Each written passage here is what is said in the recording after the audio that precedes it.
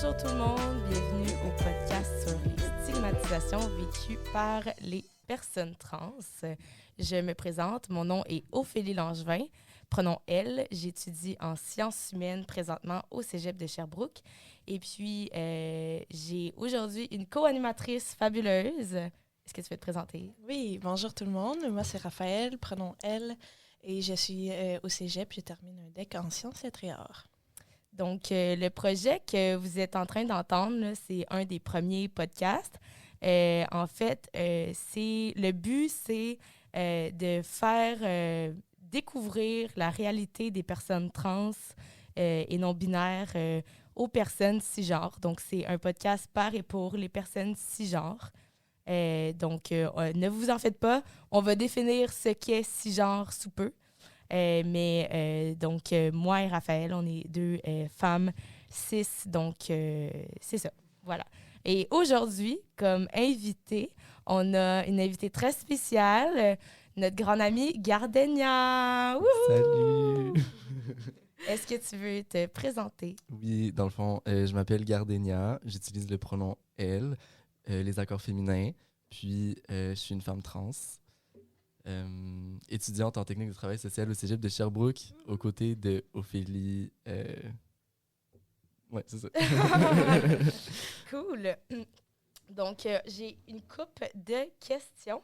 Mais peut-être qu'au début, on pourrait commencer par justement définir ce qu'est cisgenre et transgenre. Mhm. Est-ce que, Gardenia, t'aimerais nous en faire une définition? Tout à fait. Alors, une personne cisgenre est une personne qui s'identifie au genre qui lui a été assigné à la naissance.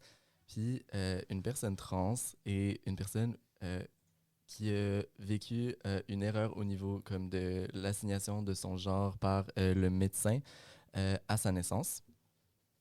Donc, c'est mon ami Salem qui m'a présenté ce point de vue-là que je trouve vraiment intéressant au niveau comme de l'erreur médicale par rapport à l'identité d'une personne, dans le fond.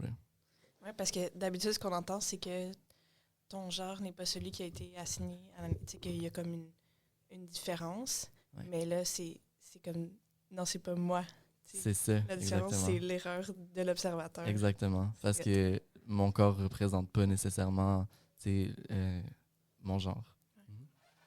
Ben, c'était une de nos prochaines questions. Là. Je pense que tu y as répondu en partie, mais c'est quoi la différence entre le genre et le sexe?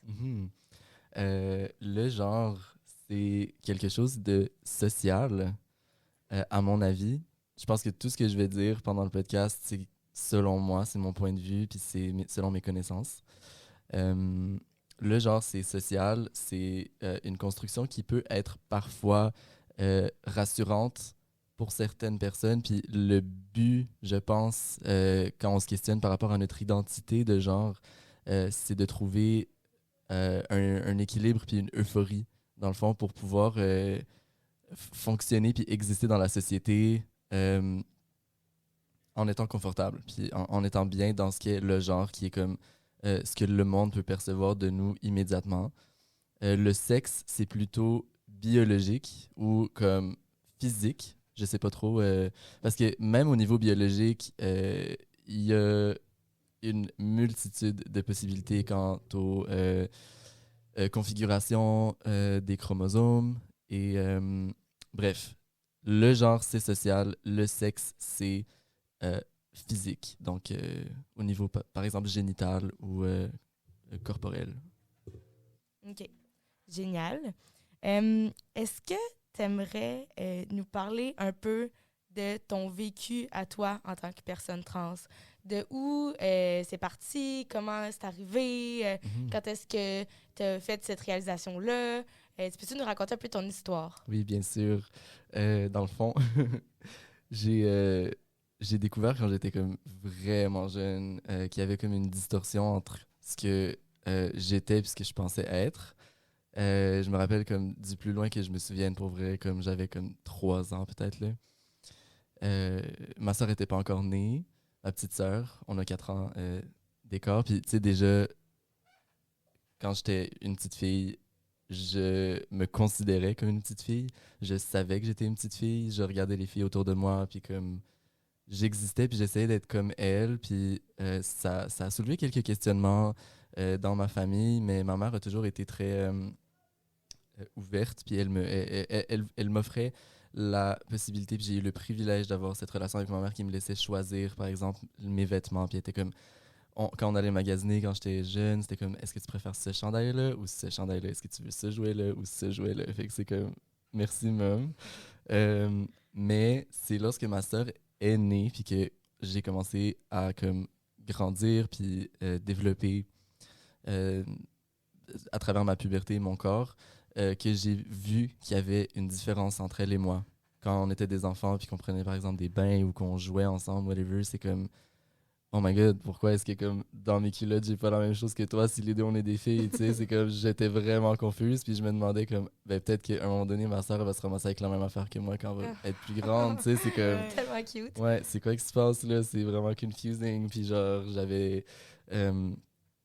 beaucoup de relations avec des filles, tu sais, c'est comme je me tenais beaucoup avec les filles, euh, je voyais que elle était amoureuse des garçons, fait que là j'étais comme ben moi aussi je suis amoureuse des garçons puis tout ça, fait que ouais, ça a commencé quand j'étais vraiment jeune, puis pour moi ça a été quelque chose de très normal.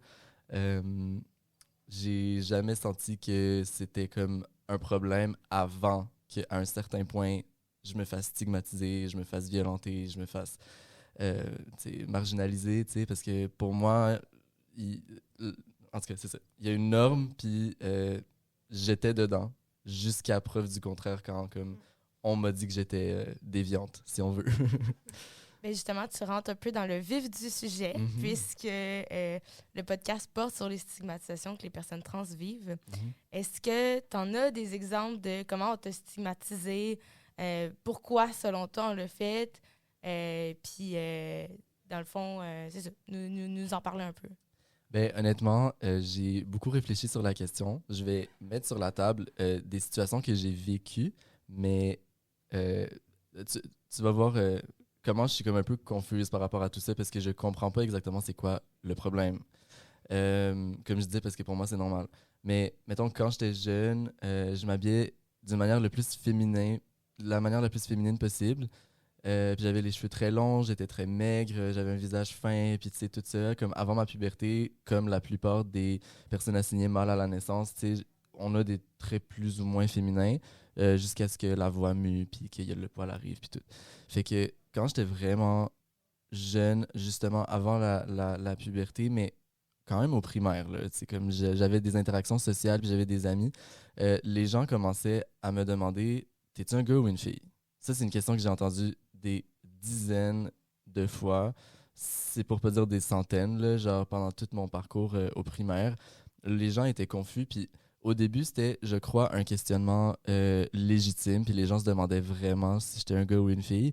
Mais à un moment donné, euh, il y a comme le côté violent, puis le côté de stigmatisation qui est embarqué. Puis là, c'était comme, ha ha ha, t'es-tu un gars ou t'es une fille? Genre, c'est comme, t'es vraiment bizarre, puis tout. Fait que tout ce qui rentrait pas dans la norme, justement, puis dans comme la cis-hétéronormativité, puis on pourra comme Le définir. le définir plus tard.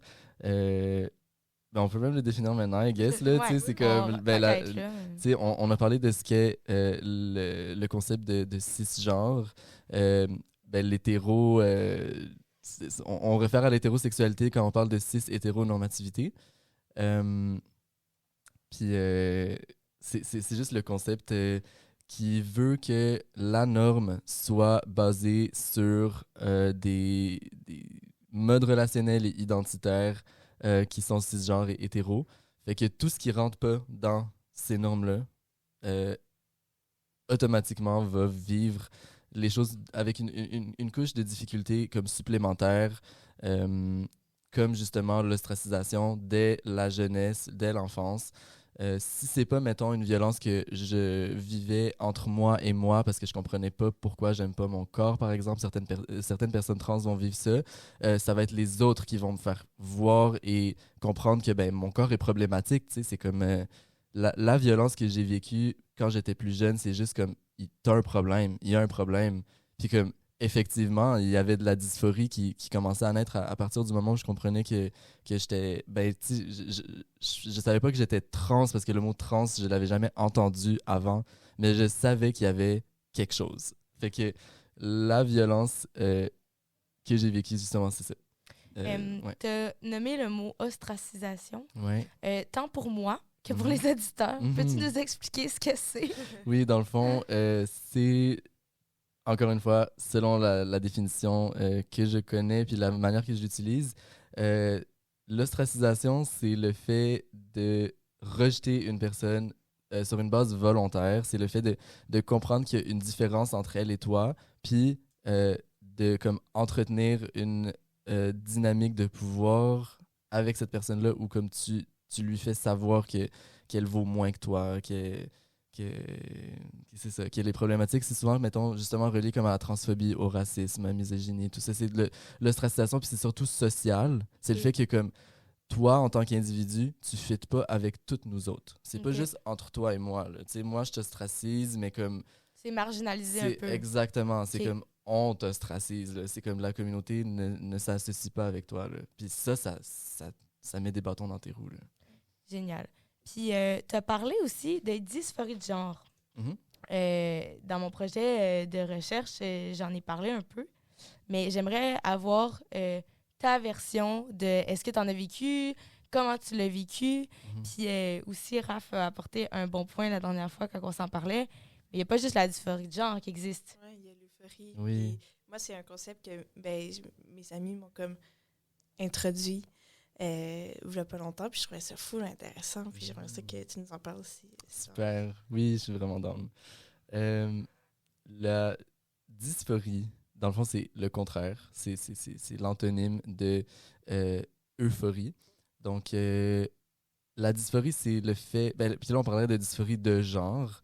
Puis on va juste dire dysphorie dans le cadre du podcast, je crois. Ça réfère au fait de sentir un mal-être profond, une douleur, en considérant certains aspects physiques ou qui réfèrent justement au genre qui est social. Par exemple, en ce moment, je disais ça à Ophélie un peu avant qu'on commence d'enregistrer puis qu'on faisait les tests de son. Je me sens un peu dysphorique par rapport à ma voix parce que vous me voyez pas puis comme, tu sais, vous faites juste m'entendre puis d'emblée, la perception que j'ai de ma voix, c'est qu'elle est vraiment grave puis que tu sais, elle me rend plus ou moins mal à l'aise. Là, tu sais, j'ai l'impression qu'elle réfère un peu justement à ma transidentité puis au fait que comme il y a des caractéristiques qui sont quand même masculines malgré le fait que j'essaie d'être le plus féminine possible pour me sentir bien. Fait que tu sais, c'est juste de pas se sentir bien, de sentir comme une détresse même parfois par rapport à des caractéristiques physiques ou corporelles. Comme la voix, le poil, le fait d'avoir une barbe, le fait d'avoir des grosses épaules ou le fait d'avoir des seins, tu sais, pour les personnes transmasculines. C'est ça, ça réfère à la dysphorie, c'est un inconfort. C'est un désir de changer quelque chose par rapport à son corps pour mieux exprimer son genre. Puis l'euphorie, ben c'est ça, c'est comme ce qu'on veut. Là. C'est ce que... Autant les personnes cis que les personnes trans, à mon avis, on devrait tous vivre une euphorie quand on pense à notre corps, quand on pense à notre genre. Puis c'est ça, c'est juste un état de confort absolu. Là. C'est vraiment comme, oh mon Dieu, comme je suis tellement contente comment cette robe me fait, ou genre...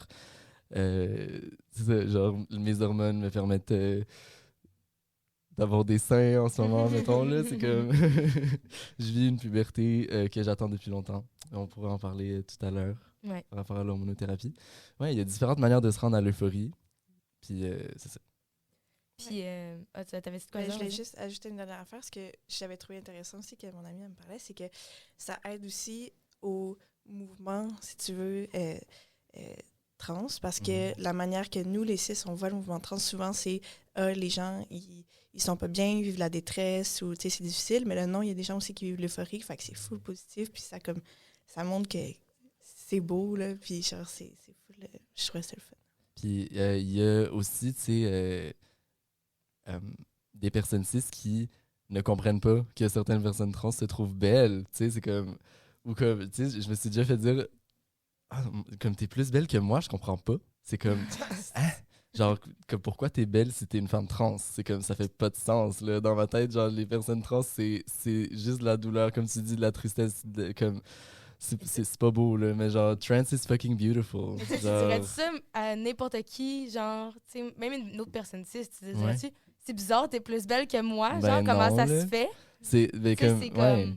Genre, il y a beaucoup de problèmes qui sont vécus par les personnes trans, qui sont également vécus par d'autres communautés marginalisées, comme les personnes grosses, les personnes racisées, tu sais, tout ça. Fait que c'est comme, à chaque fois que j'écoute, mettons, des podcasts ou que je fais des lectures par rapport à des violences qui sont vécues justement par des personnes grosses ou racisées, je me dis, oh my god, mais comme c'est exactement la même affaire que les personnes trans vivent, des fois, là, c'est comme, pourquoi t'es belle si t'es grosse? Pourquoi t'es belle si t'es noire? Pourquoi? C'est comme, Vu que tu exactement, tu rentres pas sais. dans les standards de beauté que la société... Ouais.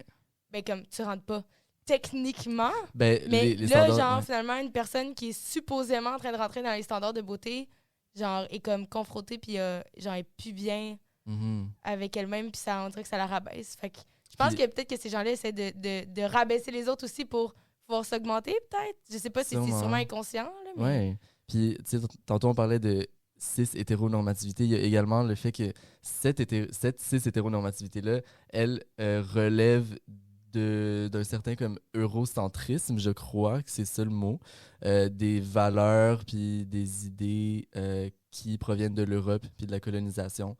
Le fait que comme beaucoup de femmes racisées comme moi, ma sœur, puis d'autres femmes autour de moi qui se trouvent pas belles parce que les standards veulent que comme ce soit les femmes blanches le modèle, là. Les femmes blanches qui sont cis d'ailleurs. Fait que tout ça, là, tout ce qui relève du colonialisme, ça peut avoir un impact direct sur comme la vie de toutes les personnes justement racisées. Là. Ouais. Cool. Puis je voulais faire un pont entre dysphorie de genre et hormonothérapie parce que selon mes recherches, et tu me corrigeras, il faut avoir été comme diagnostiqué ayant une dysphorie de genre pour pouvoir avoir accès à l'hormonothérapie. Est-ce que c'est ça? Est-ce que tu peux nous en parler? Parce que tu l'as souligné que tu as commencé l'hormonothérapie. Oui. Le 29 juillet, j'ai commencé l'estrogène. Ouais. Oui, ok, c'est bon. Fait que, genre, pour avoir accès à de l'hormonothérapie, effectivement, il faut avoir eu une consultation médicale préalable à la prescription. Je sais pas si, comme, tout de suite, ça serait pertinent qu'on souligne le fait que, comme, c'est pas tout le monde qui veut avoir accès à l'hormonothérapie, d'ailleurs. Ah, Je ben sais pas oui. si sont trans, là, c'est comme... Tu peux en parler? OK. Je dévie du sujet, mais je vais répondre finalement à ta question. Ben, finalement, on reste dans le sujet, mais je vais juste prendre un chemin plus long parce qu'on veut dire le plus de choses possible. Il y a 3 types de transitions. Il y a la transition sociale, la transition légale et la transition médicale. Puis dans chacune de ces formes de transition, il y a différentes étapes qui peuvent être prises ou pas. Il n'y a aucune qui est préalable, aucune qui est obligatoire. Et une personne pourrait décider de comme juste faire une transition sociale, faire un coming out, puis de rien changer par rapport à son identité ou dans ses papiers. Euh, Son identité, que je veux dire, apporter des changements physiques à travers une transition médicale, par exemple. Juste dire comme, je suis une femme trans, je garde mon corps tel quel, je vais pas changer mon nom légalement, je change rien d'autre que les pronoms que vous utiliseriez avec moi puis la perception que vous avez de moi. Ça, c'est la transition sociale. Il y a la transition légale, justement, que c'est changer la mention de sexe, changer le prénom, des fois le nom complet, dans le but, justement, de... comme c'est toujours à la recherche de l'euphorie. Là. À mon avis, comme une personne trans devrait... comme ben, pas devrait, non. Une personne trans voudrait atteindre l'euphorie. C'est mon but, c'est le but des personnes autour de moi, c'est souvent le sujet de discussion, c'est ce qu'on veut, là. C'est comme, je veux me sentir bien. Puis c'est ça. Donc, social, légal, médical, c'est plutôt au niveau justement des hormones, au niveau de certaines opérations de féminisation, masculinisation, comme la vaginoplastie, qui est le fait de comme reconstruire des parties génitales masculines pour qu'elles aient une apparence féminine. Il y a également la phalloplastie, qui est comme le contraire, pour comme revêtir une allure plus masculine à travers des organes génitaux féminins. Traditionnellement féminin, mais je pense que médicalement, on s'entend que c'est ça qui est utilisé, là, c'est féminin-masculin. Il y a la mastectomie également, que c'est genre l'opération pour comme réduire la masse mammaire que les personnes transmasculines peuvent vouloir faire, mais ne vont pas nécessairement faire parce qu'elles sont trans. Donc, c'est vraiment important de comme, éviter la question de est-ce que tu vas faire ta transition au complet? Est-ce que tu as fini ta transition? Tu sais, c'est comme le concept de comme compléter sa transition, c'est tellement propre à chaque personne. Il n'y a aucune règle au niveau de la transition, puis tout se peut. Tu peux mixer n'importe quel aspect des 3 sphères de transition que j'ai nommées, puis juste faire ce qui, toi, te fait sentir le mieux. Donc, effectivement, l'hormonothérapie, comme tu me le demandais, tu me demandais si c'était long puis comment y arriver, je crois. Dans le fond, ça prend une consultation médicale avant d'arriver à la prescription. Puis, des fois, il y a des médecins de famille qui sont à l'aise de te référer directement à une personne endocrinologue. Endocrinologue, c'est les personnes qui travaillent dans une clinique spécialisée au niveau des hormones. Donc, ils ne travaillent pas seulement avec des personnes trans parce qu'il y a différents problèmes d'hormones ou interventions médicales qui requièrent la prise d'hormones ou la régulation d'hormones. Donc, c'est une personne qui est spécialisée dans justement l'univers des hormones médicales. Donc, ton médecin de famille, si tu en as un, peut te référer directement à une personne endocrinologue ou sinon, peut te prescrire directement les hormones, mais c'est très rare. Il n'y a pas beaucoup de médecins de famille qui sont comme généralistes, là, qui sont à l'aise de faire ça. Donc, la procédure facile, entre guillemets, ça serait ça. Tu consultes ton médecin de famille puis tu arrives à avoir un rendez-vous avec une personne de la clinique d'endocrinologie. Mais sinon, il y a également moyen de, comme, avant de passer directement à l'endo, tu peux consulter une personne psychiatre qui veut avoir des discussions avec toi. Donc, tu sais, le diagnostic, mettons, moi, je ne l'ai pas eu parce que je suis arrivé avec le diagnostic. Je suis arrivé, tu sais, j'ai rencontré une psychiatre à l'Hôtel Dieu. Puis, je savais tellement pas comment ça allait se passer. Je me suis pointé avec genre une euh, la lettre de mon histoire. Tu sais, j'avais écrit une lettre, puis j'étais comme voici pourquoi je suis trans. Là. Tu sais, c'est comme j'ai raconté toute ma vie au complet, puis tu sais, toutes genre les manières que j'ai exploré mon expression de genre, puis tu sais, pourquoi je veux des hormones. Tu sais, je suis arrivé, j'ai fait mes devoirs. Là. C'était sûr et certain que c'est ça que je voulais, puis c'est tellement pas ça dans toutes les situations. Là, genre au niveau de l'hormonothérapie, surtout, là, c'est comme ça implique des décisions qui peuvent parfois être comme irréversibles par rapport aux changements que tu peux faire subir à ton corps, là, mais comme d'une manière qui n'est pas péjorative, là, à mon avis. Faire subir, c'est comme ça fait peur, mais bref. La personne psychiatre avec qui tu vas consulter va t'aider à mener une réflexion, à savoir comme, OK, qu'est-ce que tu veux à travers les hormones. D'ailleurs, tu sais, je sais pas trop combien de personnes vont écouter ce podcast, mais ma psychiatre, là, celle avec qui j'ai parlé, m'a demandé comme, OK, genre, pour toi, ça va ressembler à quoi? Tu sais, qu'est-ce que tu veux avec les hormones? J'étais comme, j'ai vraiment l'impression que je suis superficielle de vouloir ça, mais j'aimerais avoir des seins. Tu sais, pour moi, c'était comme, j'ai hâte de vivre ma puberté pour avoir des seins. Puis là, t'es comme, ben, c'est comme n'importe quelle personne qui écoute ça. Genre, je trouve que c'est vraiment quelque chose que j'ai envie de partager. Elle m'a juste dit comme, ben, moi, je suis une femme, puis j'ai des seins, puis je veux mes seins, puis je suis contente d'avoir des seins. Fait que, genre, les personnes transféminines, euh, comme c'est vraiment normal de vouloir avoir des seins si c'est ce que vous voulez, puis genre, il n'y a aucun problème à le nommer. C'est vraiment, je trouve que c'est vraiment rassurant d'avoir comme eu ce commentaire-là, non seulement d'une femme cis, mais aussi d'une femme qui travaille dans comme l'univers de la transition médicale. Fait que, ayez pas peur de vouloir avoir des seins, puis si c'est ce que vous voulez, je vous encourage à suivre les démarches et faire les procédures pour les avoir. Euh, c'est ça. Fait que ça peut être simple si tu sais que tu veux l'hormonothérapie. Tu rencontres soit ton médecin de famille, un endocrinologue ou un psychiatre. Dès que tu as la référence vers l'endo, là, c'est que tu dois attendre. avoir accès à une personne en psychiatrie au public, c'est pas si long. Honnêtement, ça peut prendre comme 1 ou 2 mois. Puis après ça, tu sais, c'est d'attendre d'avoir accès à la clinique d'endocrinologie.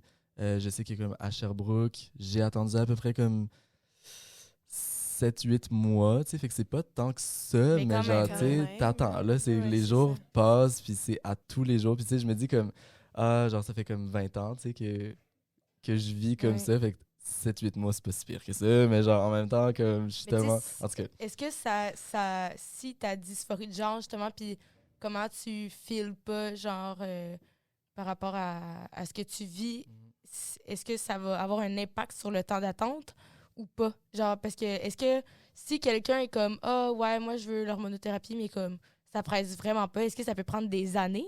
Tu sais, est-ce qu'ils vont, genre, par urgence? je pense pas.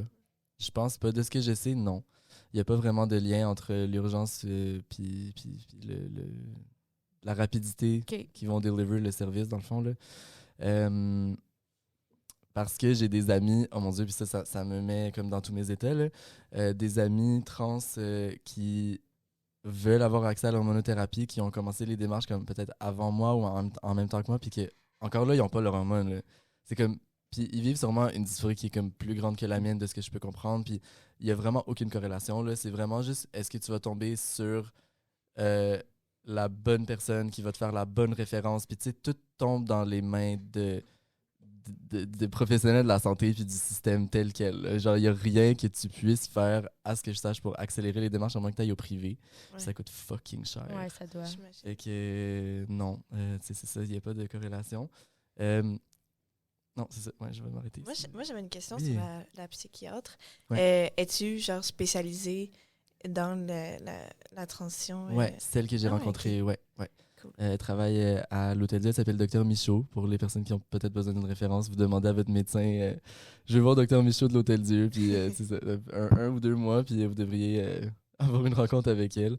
Elle est vraiment spécialisée dans ces enjeux-là, puis elle est superbe, superbe. C'est une femme extraordinaire. Cool. Donc, depuis tantôt, il y a une question qui me brûle les lèvres. Mhm. Je connais la réponse, mais en fait, c'est une question. Je pense que c'est juste qu'il faut éclaircir un peu les gens qui se connaissent vraiment pas à Ouais. ce sujet-là. Parce qu'on parle depuis tantôt, puis là, tu m'éclaireras à ce sujet-là parce que je suis pas trop certaine, mais tu sais, il y a femmes trans, hommes trans, tu parlais de trans féminine, mais juste pour mettre au clair pour les gens, c'est ça, qui sont peut-être pas habitués, une femme trans, et là, ouais, je pense que je vais te laisser définir parce que je veux pas faire d'erreur, Mhm. puis je veux pas rentrer justement dans de la cis-normativité. Puis du cisplaining. Puis du cis-planning aussi. Fait que je vais te laisser le définir, mais juste parce que c'est ça, des fois, il y a des gens qui sont mêlés entre c'est quoi homme trans, c'est quoi femme trans, c'est quoi tout ça, tu sais. Tout à fait. Dans le fond, le truc, c'est juste de considérer, mettons, quand une personne vous donne ses pronoms, ses accords, ça vous donne une certaine idée par rapport à son identité de genre. Puis, tu sais, rendu à un certain point dans votre relation, vous pouvez lui demander c'est quoi son identité de genre. Mais comme, bref, une femme trans, c'est une femme, pour commencer. C'est une femme. Trans dans la mesure où, justement, comme on disait, il y a eu une erreur médicale, puis le médecin lui avait assigné le genre masculin à la naissance. Cette personne, cette femme, en fait, n'est pas un homme, n'a pas été un homme à un quelconque point dans sa vie, même si elle a existé dans la société pendant longtemps comme un homme le ferait traditionnellement. Puis c'est sûr qu'il y a comme des nuances à faire, puis là, je suis comme vraiment catégorique, mais une femme trans n'est pas un homme, c'est une femme. C'est pas une femme qui est née dans un corps d'homme, comme on est habitué d'entendre. Exactement, non, c'est ça, exactement, tout à fait. Beau point à apporter. Puis, au contraire, un homme trans, c'est un homme.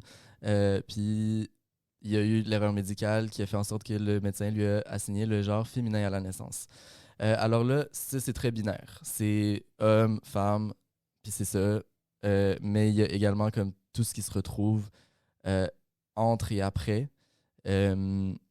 Puis là, c'est pour ça qu'on parle plus de personnes transféminines, transmasculines, pour dire qu'il y a des personnes qui ont été, mettons, assignés hommes ou femmes à la naissance, qui ne sont pas nécessairement des hommes ou des femmes, mais qui ne sont pas non plus le genre assigné à leur naissance. Donc, transféminin, c'est une personne qui a été assignée homme à la naissance et qui n'est pas un homme.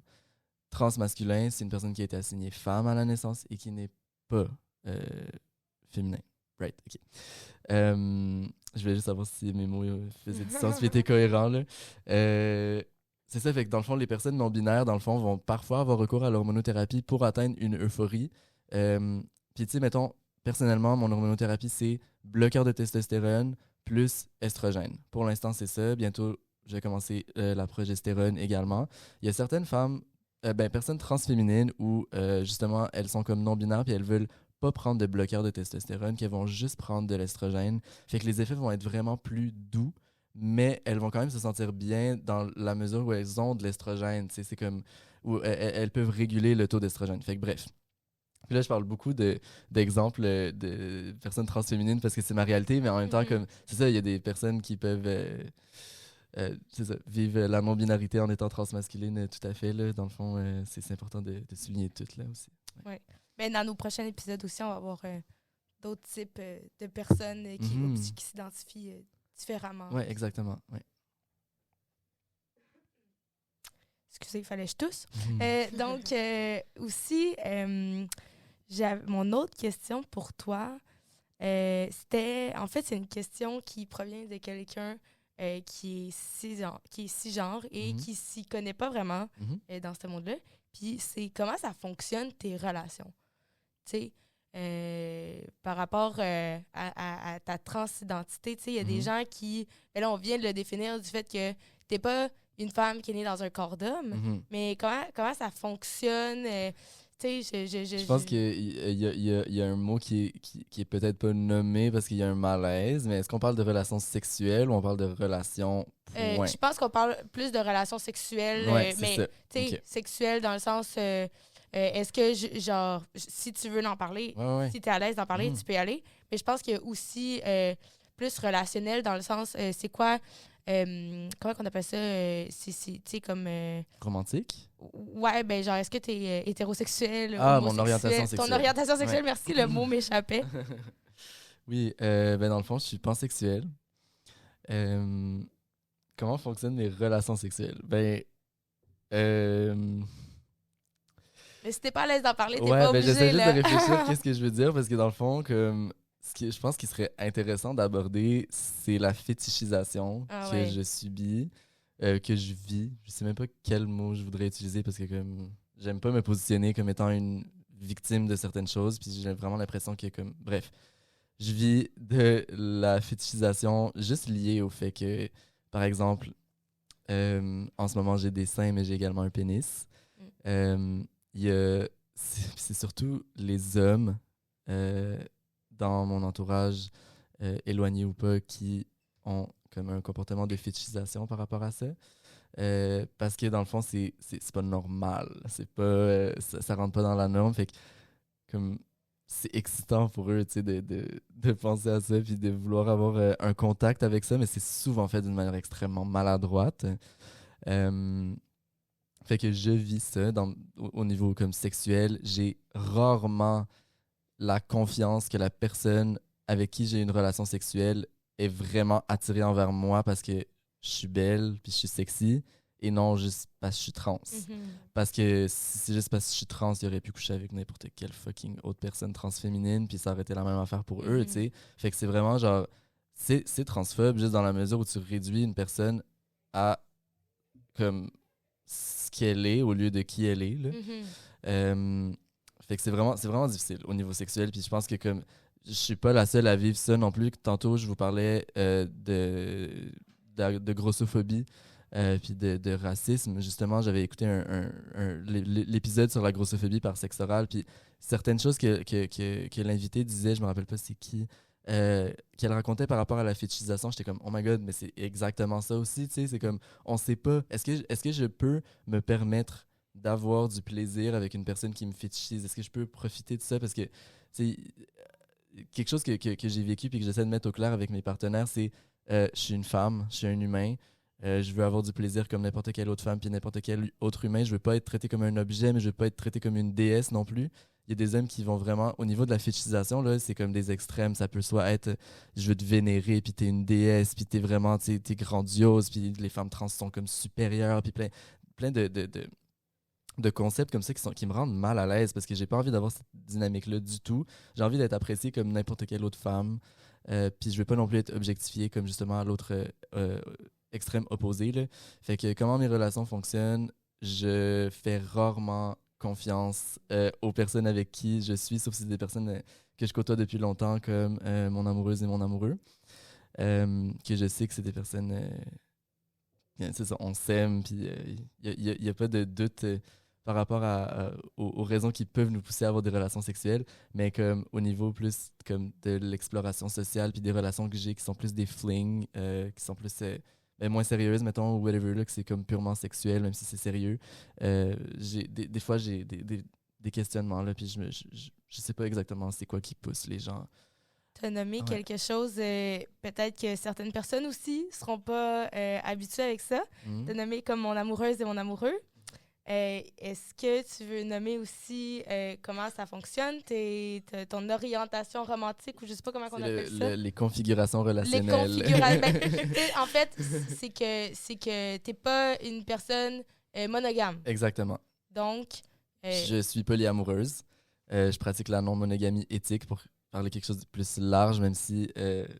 non, okay. C'est pas le sujet d'aujourd'hui, mais à nos auditeurs et auditrices qui seront peut-être intéressés, peut-être qui sait que Gardenia et moi pourrions partir un podcast avec Raphaël aussi, à cet effet. Et parler de ce serait vraiment intéressant.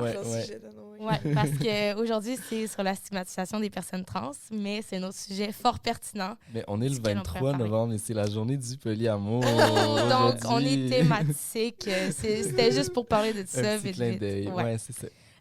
Aussi, tu en as parlé tantôt, puis une des questions qui est venue, là, c'était comment ça fonctionne, les différents types de chirurgie. Est-ce que ça fait mal? C'est quoi le processus? Est-ce que c'est long? Puis là, tantôt, tu l'as nommé, c'est pas tout le monde qui va vouloir une chirurgie, c'est pas tout le monde qui va vouloir l'hormonothérapie. Mais est-ce que, à partir de tes connaissances, tu peux nous en parler, puis nous informer à ce sujet-là? Tout à fait. D'ailleurs, je suis quand même intéressé à nommer ça juste pour que comme toutes les réalités possibles puissent être abordées. Je sais pas, les autres personnes trans avec qui tu vas parler, si comme elles vont dire la même chose, peu importe. Là. Je sais pas si je veux avoir la vaginoplastie parce que j'aime quand même mon corps comme il est en ce moment. Puis le fait que j'ai un pénis, c'est comme... C'est pas un gros obstacle dans la relation que j'ai avec mon corps à moi. Fait que... C'est des seins que tu veux, toi. Ouais, exactement. Là, puis tantôt, je suis comme ce que je veux. Puis là, je mets les mains sur mes seins. Je suis comme... ouais, OK. Dans le fond, j'ai quand même fait beaucoup de réflexions, beaucoup de lectures, beaucoup de recherches en lien avec les procédures liées aux chirurgies possibles. Dans le fond, là, j'imagine que la question que tout le monde... se pose, c'est comme par rapport à la vaginoplastie, tu sais, c'est comme... Parce qu'il y en a plein d'autres, là, chirurgies de féminisation, mais celle qui est intéressante, je pense, puis qui est un peu polémique, c'est la vaginoplastie. Dans le fond, pour avoir accès à la liste d'attente, il faut que tu aies fait au moins 1 an d'hormonothérapie. Fait que dans 1 an, tu sais, à peu près, je vais, si je veux, m'inscrire sur la liste d'attente. Mais là, ça peut prendre combien de temps avant? C'est ça. Là, c'est... Fait que t'as encore le temps d'y penser. J'ai le temps en masse. C'est comme quasiment se mettre sur une liste d'attente tout de suite parce que tu sais que tu vas avoir un bébé, tu n'auras pas de garderie, tu ne sais pas si tu vas en avoir une si le temps que tu vas avoir un bébé. Mais c'est la même chose pour toi. C'est exactement la même chose. On ne sait jamais c'est quoi le délai. D'ailleurs, au Québec, si je me trompe pas, c'est au GRS à Montréal que ça se passe. C'est genre la seule clinique qui fait les chirurgies de réassignation de genre, justement. Ah ouais? Je pense que oui. De ce que j'en sais, je pense que oui. Puis là c'est drôle, là, mais comme pour arriver à la liste d'attente, ça, c'est une femme trans que j'ai rencontrée à une soirée au centre-ville qui me racontait ça, puis qui était comme, là, si tu veux un vagin, il faut que tu commences vraiment tôt, parce que comme pour avoir accès à la liste d'attente, non seulement c'est 1 an d'hormonothérapie, mais c'est aussi... Puis là, faudra comme rectifier éventuellement, là, je sais pas trop exactement où est-ce que je pourrais trouver l'info rapidement, mais comme c'est d'avoir consulté 2 ou 3 professionnels en santé mentale C'est qui voyons. peuvent expliquer, attends, là, qui peuvent expliquer que, dans le fond, c'est la bonne décision, c'est ce que tu veux vraiment. T'inquiète pas, c'est indignant, puis tu peux rire. Mais aussi, il faut que ces 3 professionnels ou 2 professionnels ne travaillent pas ensemble, ne se connaissent pas et n'aient Ah ben oui, c'est aucune facile ça connexion. au Québec, hein. C'est pas comme si tout le monde se connaissait dans ce milieu-là, Ben, I c'est guess. ça. Fait que, tu sais, il faut qu'il n'y ait pas de connexion comme considérable entre les professionnels qui vont faire comme cette lettre-là qui dit comme oui, OK, Gardenia veut un vagin, puis elle entame les démarches pour le faire, puis comme j'appuie, tu sais, c'est comme... Puis elle a comme des trucs qui correspondent au fait, j'imagine que c'est là aussi que tout l'aspect de la dysphorie de genre qui doit être évalué. Là, Ouais. il faut que J'avais vu ça aussi quand je faisais mes recherches, que pour pouvoir être comme... on dise que tu souffres de dysphorie de genre, faut que tu correspondes à 2 ou 3 critères de chaque affaire, puis Ouais. c'est super compliqué. Ben, tu sais, c'est ça, c'est super médical, mais en même temps, comme je fais beaucoup de liens avec plein d'affaires, là, mais comme les personnes neurodivergentes, il y a beaucoup de personnes qui vont comme s'auto-diagnostiquer, qui ont peut-être un trouble du spectre de l'autisme ou un TDA avec ou sans H ou peu importe. Puis c'est difficile de comme obtenir un diagnostic dans le système de santé qu'on a aujourd'hui. Tellement. Fait que c'est correct de s'auto-diagnostiquer à un certain point si ça peut te faire du bien. Je pense que même si tu réponds pas à certains critères que ton psychiatre va te dire non, tu fais pas de dysphorie, c'est de la fucking marde parce que si moi je vis de la dysphorie, tu peux pas me dire que c'est pas vrai, là. C'est comme Ouais. je me sens pas bien puis c'est juste ça. Fait que ouais, genre c'est sûr que c'est intéressant d'avoir des notions scientifiques puis médicales pour obtenir un diagnostic, mais c'est tellement pas juste ça là, qu'il faut considérer là. Puis souvent, souvent, genre à 90% du temps, les diagnostics puis les références que t'as, c'est par des personnes cis, fait que t'es comme... Ouais, Thanks! c'est ça, c'est vrai. Ils n'ont pas de lien avec ta réalité. Ouais, là, tu sais, ouais. c'est weird. OK. Est-ce qu'on avait d'autres questions, Raph? Ben moi, tantôt, au début de la discussion, tu as amené quelque chose d'intéressant. Tu disais que tu parlais un peu de ton parcours là, de découverte de ta transidentité. Puis tu disais que pour toi, quand tu étais jeune, il n'y avait rien d'anormal. Là. C'était comme tu étais qui tu étais. Mais que ça a été juste plus tard que tu as été comme en contact avec le mot trans. Puis je voulais comme, si t'attends d'élaborer sur ça, je trouve ça fou intéressant de comme, OK, tu as un contact avec la théorie du genre puis la théorie féministe. Qu'est-ce que ça donne dans ta découverte de ta transidentité? Dans le fond, j'ai eu des problèmes de santé mentale comme assez jeune. J'ai vécu des affaires difficiles que j'aborderai pas du tout parce que c'est plus ou moins pertinent. Là. Mais quand j'étais rendu, comme je pense en secondaire 3 ou... Ouais, je pense que c'est secondaire 3. Je suis allé dénoncer que je vivais comme énormément d'intimidation. Je pense que c'était une des pires années. Là. C'était toutes les formes d'intimidation telles qu'on les connaît, là, que je vivais comme pratiquement quotidiennement. Là. C'était lourd. Mais quand je suis allé voir la personne à la direction, elle m'a dit « Ouais, mais là, regarde comment tu t'habilles. » C'est comme... Littéralement, là, comme mot pour mot, là, c'est comme tu provoques avec tes vêtements, tu peux t'attendre à avoir une réaction, puis ça va pas tout le temps être beau, tu sais. Fait que j'étais comme, OK, fine. Je sais pas trop comment ça end up à ça, ce que je vais dire à l'instant, mais j'ai eu un contact avec un travailleur social du CLSC qui est venu me voir, puis qui m'a dit « Est-ce que tu veux prendre des hormones? » Puis là, j'étais comme « Hein? » Genre, pourquoi je voudrais faire ça? Puis là, il était comme, ben, tu sais... Comme on a des doutes par rapport au fait que t'es peut-être trans, puis tu sais, c'est comme... Mais il m'a juste lancé ça. Le dude, aucun... C'est la première fois que je le voyais. Aucune douceur dans son approche, aucune instruction. Tu sais, c'est comme... J'ai rien appris avec lui, à part juste que je peux prendre des hormones. Mais je me rappelle que la réponse que j'avais donnée, c'est... Ouais, ma mère, elle serait pas contente. Je sais pas. J'ai dit non parce que ma mère serait pas contente. Mais à partir de ce moment-là, j'ai réalisé, tabarnak, comme j'ai aucune idée qu'est-ce que je peux faire pour arrêter la stigmatisation. Puis là, c'était mon premier contact avec l'univers de la transition médicale. T'sais, là, c'est juste la première fois. Puis depuis, je pense que comme j'ai gradué du secondaire en 2019, fait que c'était genre en 2017, là, à peu près, je pense, cette histoire-là, 2016-2017, jusqu'à 2020-21, j'avais pas du tout réexploré mon genre, j'avais pas réexploré la transidentité, la possibilité de faire une transition quelconque, mais c'est au moment comme assez loin dans la pandémie que j'avais comme porté beaucoup de réflexions, puis tu sais, sur Internet, on sait qu'il y a eu beaucoup de coming out, entre autres non-binaires, puis l'arrivée comme très populaire du YEL et tout ça. Fait que j'ai commencé, lorsque j'explorais mon genre, à utiliser le YEL et le elle, puis j'étais comme, utiliser n'importe quel pronom entre ces trois-là, il, elle, YEL, pour comme référer à moi, I guess, j'explore, tu sais, puis comme pour moi, ça dérange pas.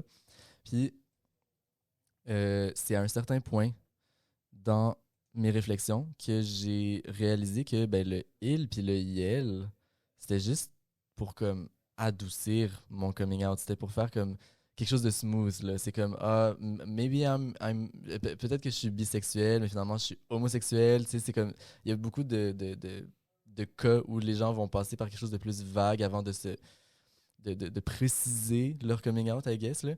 Fait que Puis je peux-tu juste oui. tu y allais avec de quoi de plus vague pour rassurer les personnes de ton entourage? Autour de moi, exactement, parce que j'étais comme c'est un clash, là, tu sais, genre je passe de ça à ça. Même si, dans le fond, je vous disais que moi, je me considérais comme femme toute ma vie, puis que j'ai vécu ma vie intérieurement comme étant une femme, c'est vraiment pas comme ça que j'existais dans la société, là. Je pense qu'à un certain point, j'ai perdu le contact avec mon genre, puis j'ai juste comme j'ai masque. J'ai juste comme. Littéralement, c'est drôle parce que comme masque masculin, mais masque comme. Tu sais, j'ai masqué, là. C'est une drôle d'analogie. Bref. Ouais, fait que j'ai masque pendant extrêmement longtemps mon identité de genre. Puis, bref, à un moment donné, je pense que c'était genre janvier 2021, j'ai fait fuck off. Mon pronom, c'est elle. Je suis une femme. Ça fait fucking longtemps que j'attends de vous dire ça. Puis, ben c'est ça qui est ça, là. Fait que vous avez plus le choix. C'est que là, c'est ça mon pronom, c'est ça mes accords, puis il n'y a pas question d'utiliser genre quoi que ce soit d'autre, là. Genre, je suis juste à l'aise avec ça, puis j'arrête d'essayer de vous rendre à l'aise, vous autres. Les autres qui m'ont fait sentir mal à l'aise pendant tout ce temps-là, tu sais. Oui. Puis, on a bientôt fini l'enregistrement parce que ça fait déjà presque 50 minutes qu'on roule. OK. Mais comme... J'aurais peut-être une dernière question, puis Raph, tu me diras si t'en as d'autres. Mais, tu sais, t'en as parlé tantôt que toi, ça se peut que tu décides pas de faire la vaginoplastie. Est-ce qu'il y en a des stigmatisations par rapport à ça? Puis si oui, c'est quoi? Comment tu les vis? Est-ce que les gens te disent, ben là, pourquoi tu dis que t'es une femme si tu veux pas de vagin? Est-ce que, tu sais, comment les gens, ils prennent ça? Puis toi, comment tu le dis ça aux gens que t'as pas de besoin d'avoir un vagin, là? My God. Dans le fond, je pense qu'il y a un aspect qui est comme... Je saurais pas exactement comment qualifier cette sorte de violence-là envers les personnes intersexes. Il y a des personnes qui naissent directement avec des configurations de chromosomes puis des caractéristiques sexuelles, I guess. Je sais vraiment pas si c'est bien formulé, là, mais comme qui naissent avec... C'est ça. Qu'on peut pas déterminer. Que le médecin, il est pas capable de dire. Il est même pas capable de commettre l'erreur. Là. C'est comme, je comprends pas c'est quoi qui se passe. Fait que juste de dire que comme une femme devrait avoir des seins et un vagin et un utérus, tu sais, whatever, c'est comme. C'est de la non-reconnaissance envers la communauté de personnes intersexes. Puis également, juste comme de la cis-hétéronormativité. Fait que oui, je la vis.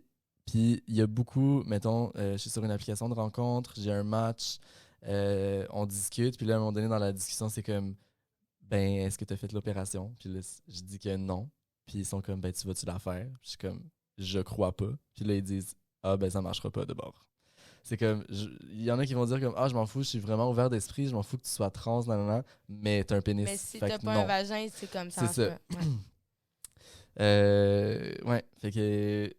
Je pense que c'est comme ça que je la vis, c'est que c'est un obstacle. Je pense autant aussi, il y a des gens, autant il y a des gens qui vont être transphobes en disant, en te fétichisant. J'ai vraiment pas été capable de dire ça. En tout cas, en créant un fétiche autour de ta personne, que ils vont être transphobes en disant, ben, t'es pas une vraie femme si t'as pas un vagin. Exact. T'sais. Exact. Puis justement, une personne intersexe pourrait avoir un vagin, pourrait avoir des seins, mais pourrait ne pas avoir d'utérus. Fait que là, c'est comme, est-ce qu'une femme a un utérus ou elle a un vagin ou est-ce qu'elle a juste des seins? Est-ce que, tu sais, c'est comme, c'est quoi une femme, là? Puis comme, bref. Il y a un documentaire, What is a Woman, qui est comme extrêmement transphobe, là, genre très, très, très triggering. Don't watch it, s'il vous plaît. Bref. La question a été soulevée comme c'est quoi une femme, tu sais, puis il y a personne qui était capable de répondre parce que être une femme c'est tellement pluriel. Ça relève tout simplement de l'identité, je crois. C'est comme une femme, c'est une personne qui s'identifie en tant que femme, mais comme also genre après ça il disait genre ok mais elle s'identifie en étant quoi, genre c'est comme c'est quoi être une femme, puis bref. Je divague, je pense que je commence à être un peu fatigué, mais ouais c'est ça, c'est tellement pluriel. Ben, merci beaucoup, Gardenia, d'être venue nous en parler. Puis honnêtement, je pense qu'il y a tellement de trucs qu'on n'a pas parlé, qu'il aurait fallu parler. Peut-être qu'on pourrait te recevoir sur un deuxième épisode un autre jour, parce qu'il y a plein d'affaires dont j'aurais aimé t'entendre. Puis c'est ça. Fait que... Mais c'est très le fun. Oui, j'ai eu beaucoup de plaisir. C'est ma première expérience d'enregistrement, puis je vous remercie de m'offrir puis de me recevoir, m'offrir cette chance-là puis de me recevoir aujourd'hui. Merci d'être toi. Bisous. On se revoit sous peu, les gens à la maison. Merci d'être là. Bonne fin de journée.